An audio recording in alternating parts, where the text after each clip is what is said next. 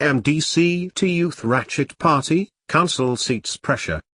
MDC-T youths are ratcheting up pressure to dominate parliamentary and local government seats ahead of this year's elections amid revelations that they are determined to fight underrepresentation and complement their youthful presidential candidate, Nelson Chamisa.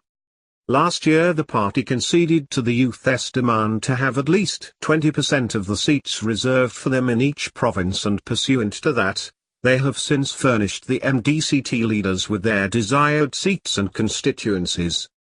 Youth Assembly leader Happy Morchidziva confirmed to Newsday yesterday that they were focusing on getting as many youths to represent the party in the forthcoming elections.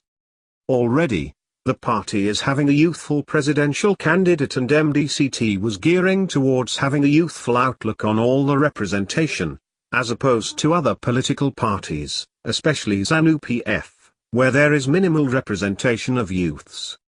I am happy with the decision to give youth some space to represent the party. Our late president, Morgan Tsvangirai, in his national tour and engagement of stakeholders and opinion leaders across the country, was advised on the need to include youth in public office, he said.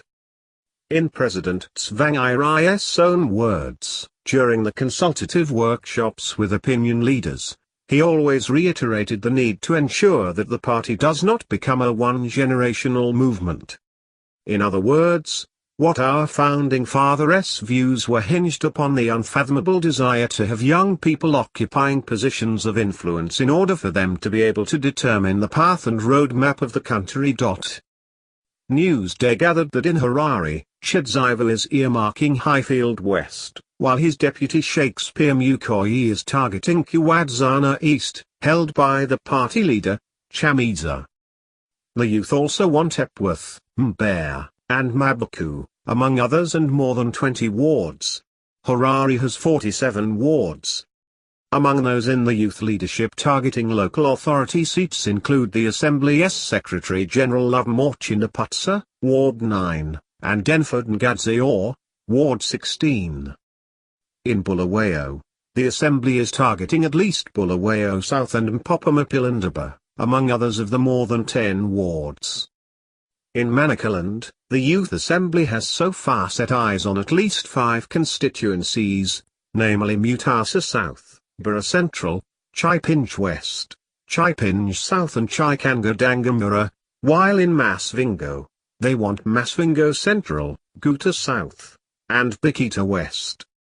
Although the parliamentary seats demand is in all the provinces, the youth have largely dwelt on local government, where there are many seats. They said it was important for them to dominate and direct the way affairs are run in many councils. The Youth Assembly has also drawn a total of 27 females for the proportional representation slot. According to the Constitution, 60 members seconded by their respective parties will fill up the slot for proportional representation to fight gender underrepresentation. The party also resolved that sitting youth legislators and councillors will not be uncontested. Acting MDC-T spokesperson, Tabitha Kumalo, said the decision to get the youth into leadership positions was to have them apply modern-day skills necessary for the revival of the economy and turn around the fortunes of the country. There is need to mainstream youth and women in all decision-making positions of the government. Remember, whether we want it or not, there is going to be a generational transfer of power, she said.